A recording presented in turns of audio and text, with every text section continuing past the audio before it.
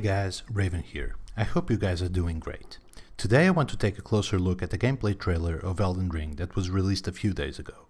I really enjoyed it, and I noticed a lot of stuff that some people might have missed. There are really a lot of secrets in this one.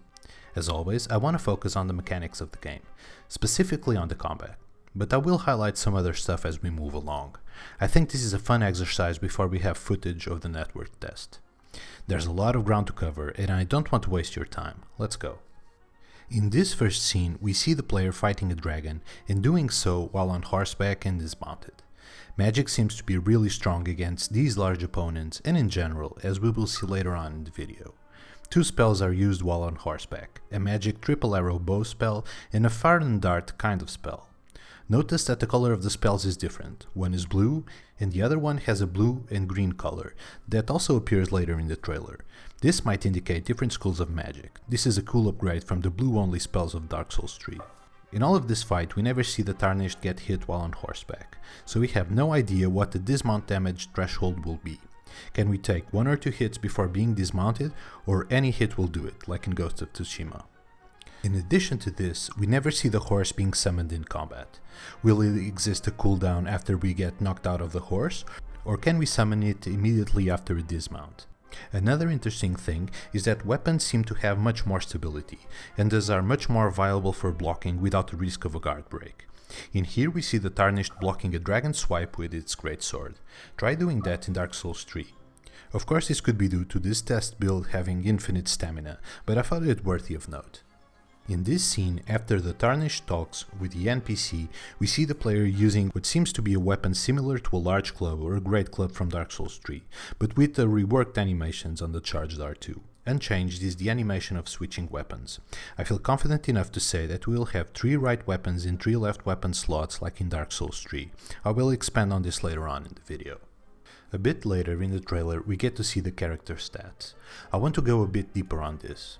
As a side note, the main stats that you see on screen will also govern minor stats such as physical defenses and resistance, but speaking broadly, my guess is that Vigor will govern HP, mine should be attunement slots and amount of FP. We can see the character has 2 attunement slots for 10 of the mind stat, which is generous. I predict some diminishing returns here. Endurance should govern stamina, strength and dex, well, it's self-explanatory, intelligence should govern sorcery, fate should govern miracles, pyromancy should be governed both by intellect and fate, same as Dark Souls 3, and my best guess is that arcane governs the NPC summons that the player can, well, summon. Notice that if these schools of magic are to be color-coded, sorcery is dark blue, blue and greenish blue, depending on the sub-school of magic. Miracles, as shown on the last trailer, are yellow or golden. Pyromancy is orange, being linked to the color of fire, and it would make sense that arcane is white. This can be seen when summon NPC mobs as the character does later. Besides this, From Software explicitly said that you can tailor your build for summoning. It would be weird that no stat could directly be allocated to that. But also important are the stats that are not there from Dark Souls 3, luck and vitality. Luck has kind of a secondary role on the Soulsborne franchise. I won't go into that in depth here, but suffice to say that most Soulsborne games didn't even have the stat. There are other ways to reach the main purpose of the stat, which is to boost item discovery. Vitality is a different matter. The absence of the stat can have a deep impact on build crafting. Dark Souls 2 and 3 had Vitality as a dedicated stat for equip load.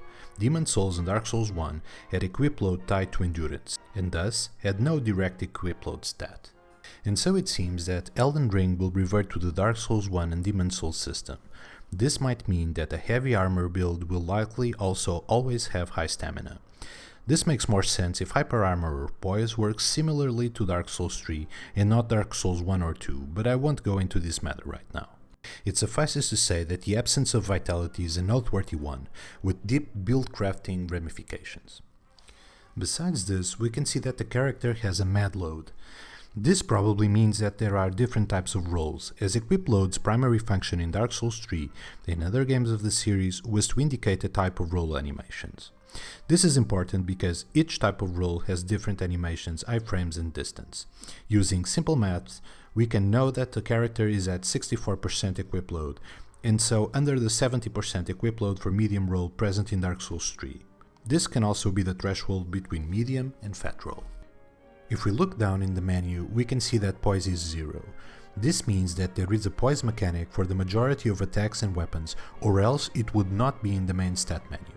This is different from Demon's Souls and Bloodborne, where although some attacks from some weapons had Poise, the vast majority of attacks did not. But how to explain that the Poise value for this build is 0? This can be for several reasons, but I am inclined to think that the value is 0 because this is a test build, and Poise might have not yet been tuned at the time that this demo was recorded. I think Poise is one of the last mechanics to be fine-tuned. Dark Souls 3, for example, had a very important patch regarding Poise a while after the game was live. Then we see the discovery stat, that, as I've discussed before, does not have a direct main stat in Elden Ring, such as luck, and might be influenced instead by other stats and/or items. Finally, we see the memory slots. These will probably be the old attunement slots. These are blank in this screenshot. This leads me to think that the spirit summoning slots are in another menu, as we see these characters summoning spirits a bit later in the trailer, and so I believe that these slots are just for spells. Moving on, we see the player character using one of the sleep bone arrows it just crafted to put one of the soldiers to sleep and then hitting him with the riposte. It's a cool mechanic that I hope it will be adequately balanced in the game, or else it can be really OP. I'm also curious to see how these arrows work in a multiplayer setting. Now the player goes for a plunge attack that breaks the hollow soldier posture. This posture mechanic is one of the most enigmatic mechanics of Elden Ring. It raises so many questions. Is there a visible posture bar when the HUD is on? Does the player have a posture bar? Does posture regenerate, and if so, how fast? Does this posture system favors heavy weapons that can not only do big chunks of damage in one hit, but maybe also a big chunk of posture damage? Does it work on PvP? The narrator tells us plunging and jumping attacks do more posture damage. Are we gonna see the jump being used in the majority of engagements because of this?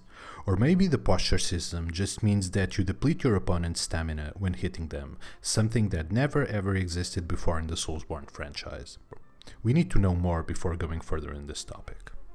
But anyway, after the plunge attack, notice how the hollow gets staggered and falls to its knees and becomes open for a riposte.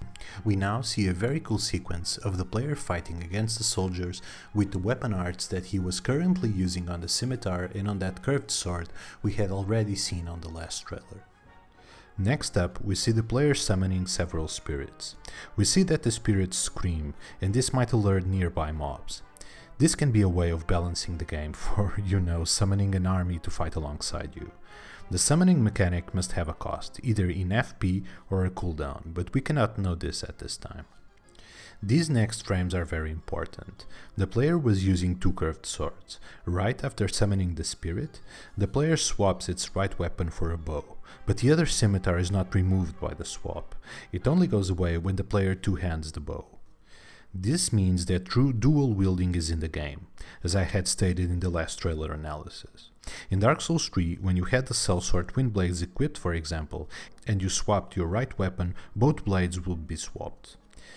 This upgrades combat diversity and raises a lot of questions about how dual wielding will work, such as if it will be similar to Dark Souls 2 power stance system, where you had to press a button for it, and if it will work with different weapons and even with different weapon classes. This is a very big mechanic change from the S3 and a great innovation. Next up, we see the player using a twin blade. We already know these were in the game from the last trailer, but it looks amazing to use. Besides this, and if no hard swapping was done, we now know that the player is carrying at least 5 weapons. 2 curved swords, 1 curved greatsword, 1 bow and 1 twin blade. This further confirms my idea that we will probably have 6 weapon slots, the same as in Dark Souls 3. Finally, in this combat sequence, we see the player using both curved swords with a dual wielding moveset. Notice, however, that the opponent animation while being guard broken is different than the one we saw in the plunge attack that seemed related to posture. Guard breaking in Dark Souls 3 was tied to stamina depletion, and it raised me a lot of questions on how the posture system interlocks with the stamina system or if they are one and the same. Next up, we have our Battlemage class. It meets with the summoned phantom. Rant alert. I'm a bit disappointed that they decided to color the friendly phantom red. Red is the universal color of danger, and it was rightly assigned to invaders in previous games. From Software could literally have used any other color for friendlies. Anyway, rant over. The summon is a pyro, as we can see from the pyro catalyst on its left hand, and as we will see later on. The trailer then gives us a look at the stealth system. I have my doubts that the stealth system will have any effect on PvP by itself, other than maybe reducing walking noise a bit and reducing the player profile. I don't think it will limit the ability of the host and party of seeing the invader at range though. This said, add-in spells and rings and stealth PvP builds will have the possibility to be very strong, as they were in Demon's Souls for example. But anyway, the next combat scene provides us with a ton of information. First up, we see the boss charging and the player blocking with a shield and immediately going for a counterattack. This is new, as we had not seen a player having the ability to block with a shield and counterattack. We only knew that we could do so while two-handing weapons. Then we see the player two-handing the spear and using what seems to either be a weapon art or an R2. However, this attack is comprised of a series of attacks. It almost seems like an R2 followed with R1s, like an R2 into R1 combo. I say this because it is strange that a simple R2 will lock the player for so much time in that animation. An R2 into R1 combo would give more freedom to the player. Also, notice that the co-opper uses a bundle in its axe, so bundles are also confirmed to be in the game. Cool. In this scene, the player is peppering the boss with the spell the other character was using when fighting the dragon on horseback. I have noticed that the co-opper is doing, well, something. I have no idea what it is. Tell me in the comments if you have any idea. A bit later in the fight, we see the player casting a spell of what seems to be a third school of magic. The dark blue color is very different from all the others. This spell seems to be very strong. Imagine 3 players doing this spell in a small room against an invader. I'm sure we will see a Fighter PL video on this. Besides this, notice that there is no friendly fire or friendly stun between host and co-opper, as surely the co-opper would have been hit by the arrows. Next up, we see a cool pyromancy being used by the co-opper. Finally, we see the player using a spell similar to the Dark Souls 3 spell Soulstream. This one has the blue-greenish tonality. The fact that the player is using these spells from seemingly different sorcery schools reminds me of the pyro system in Dark Souls 3 regarding stat allocation.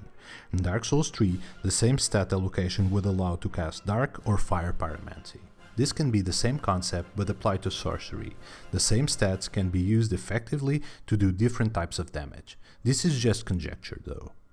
Next up, we see a bit of parkour. I only highlight this because the player seems to take no damage while jumping from a height that would possibly kill us even with the cat ring in Dark Souls 3. Miyazaki was not kidding when he said that he wanted to tone down fall damage. Next up, we meet what seems to be an NPC, because they don't have the co-opper red color. But after he shows us the illusory wall, he appears to us with the distinct red co-opper color. I think this confirms that a certain fashion ring is in the game. Also note that the chest has a chain on the right, and that the chain is pointing away from the player. Mimics of something similar seems to be on the menu. We now skip a bit ahead to our original character. And what the hell is this combat art? Notice how there are 4 hits that are almost simultaneous. The one from your attack and the ones from the skeletons. And now the player swaps to a Lucerne. He blocks the opponent and does what seems to be the shield splitter weapon art from Dark Souls 3 into an R2. Facing the third opponent, we get to see a new weapon art. It reminds me of the Mortal Blade technique of Sekiro. The player cuts itself on the blade before unleashing the attack, so this one must have some HP cost. Finally, notice how many weapon swaps the player does from the beginning of the scene. Greatsword, axe, Lucerne, and then again to the Greatsword. Again, 3 weapon item slots. In this next scene, we see a nice setup parry with a small shield on the knight, followed by a riposte. Seems like parries are very similar to good old Dark Souls 3. I made a parry guide a few years ago if you want to learn more about parrying. I think a lot of it will apply to Elden Ring. We are now in the boss fight, and the player seems to buff its weapon with a bleed effect. Then we summon our spirit for this fight. Because of the introduction of spirit summons, expect more AoE attacks from bosses and mobs, as a way to prevent the game to be a cakewalk. The typical co-opper strategy of one guy holding the boss's aggro while the other two mash R1 might be at an end. Then we see the player using a chargeable weapon art. Notice how the sword becomes longer twice. Finally, we see the player using the quick step weapon art on a straight sword. This swappable weapon art thing looks very fun, but will probably create balance issues, but we will have to wait and see. And anyway, that's it for me. This was a long one, but as you saw, there was a lot to cover here. I am really hyped for this game, and I hope you found this video entertaining or at least useful. I would like to hear your thoughts about the trailer and the game. Feel free to sound off in the comments, and I'll see you next time. Raven out.